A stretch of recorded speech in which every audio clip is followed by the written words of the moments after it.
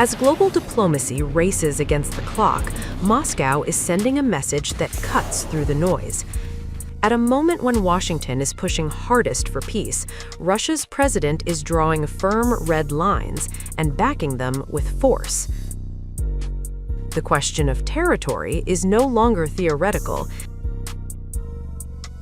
It is now the core battlefield of negotiations. Russian President Vladimir Putin has delivered one of his clearest warnings yet on the future of the Ukraine war. Speaking at Russia's annual defense ministry meeting, Putin signaled that Moscow will not compromise on territory, even as international efforts to secure a peace deal intensify. Putin said Russia would prefer to resolve the conflict through diplomacy, but made clear that option has limits. If talks fail, he warned, Moscow will pursue what it calls the liberation of historical lands through military force, a direct reference to regions Russia demands Ukraine cede. Those territorial demands remain the biggest obstacle in ongoing peace talks. Russia has already declared parts of eastern Ukraine annexed, though it has not fully taken control on the ground. Ukraine, meanwhile, has categorically rejected recognizing any occupied territory as Russian.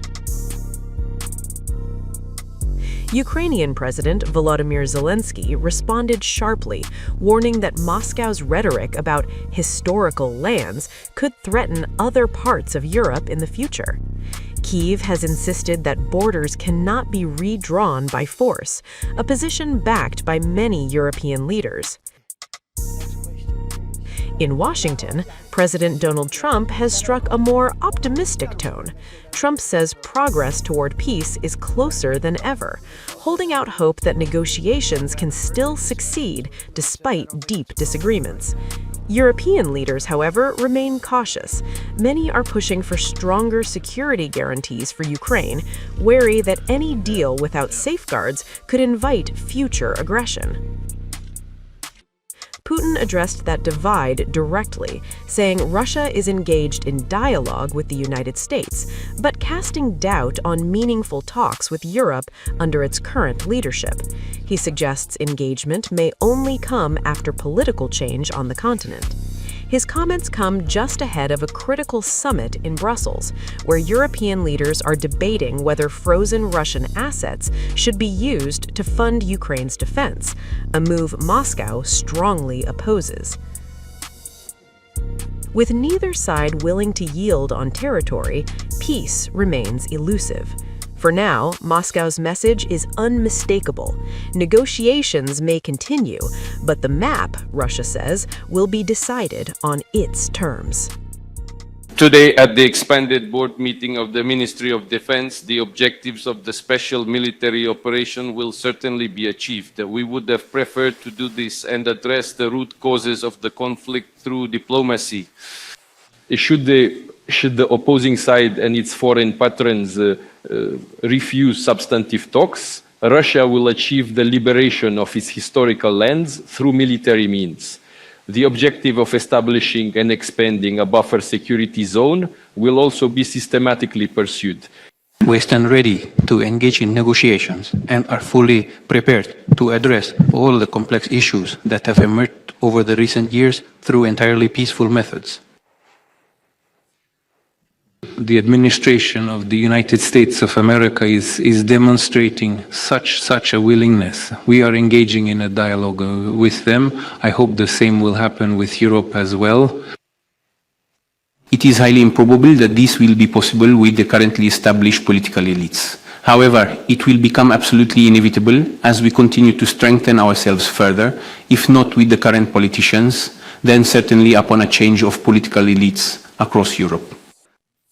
It was not we who began this war in the year 2022. It was destructive forces within Ukraine with the full support of the West that actually unleashed this conflict. We are merely attempting to bring it to an end, to stop it completely. And at first, they sought to achieve this through peaceful methods by means of negotiations in Minsk, as you might well recall, but subsequently they were obliged to to include a military component as well, because we realize that they are deceiving us. President Trump says that if he had been president, then nothing like this would have happened. And it's possible that's the case because the former administration intentionally escalated to armed conflict. And I believe it's quite clear why. Everyone believed that in a short time they would destroy, break up Russia. Here we are, and even today they tell us, you have no right To force someone to do something. Addressing your security concerns the way you want and denying them the right to do it the way they want. We are not depriving anyone of any right whatsoever, and we are not demanding anything special from anyone. We are simply insisting on the fulfillment of the promises that were made to us. It was publicly stated that there would be no expansion of NATO to the east. And what of it, really? They simply didn't care in the slightest. It was just one continuous wave of expansion following another. Today we've heard further signals from Moscow indicating that they are preparing next year to be a year of full-scale war. These are not just signals meant for us alone. It is vitally important that our partners see this clearly. And it's equally crucial that they not only observe it, but also respond with concrete actions. Specifically partners in the United States of America, who often claim that Russia supposedly wants to end the war. But from Russia, we hear completely different rhetoric, other signals, and even official orders to their army. It is essential to perceive this current mood of Russia and then appropriately respond to it. And when they are in precisely this kind of mood, they will inevitably begin to undermine diplomacy, attempting through various diplomatic formulations and by exerting pressure on one or another specific point within documents to simply conceal their own true intentions. To destroy Ukraine, Ukrainians, the desire to legitimize Russia's theft of our land, and then other countries in Europe, which someone in Russia might someday call their supposedly historical lands.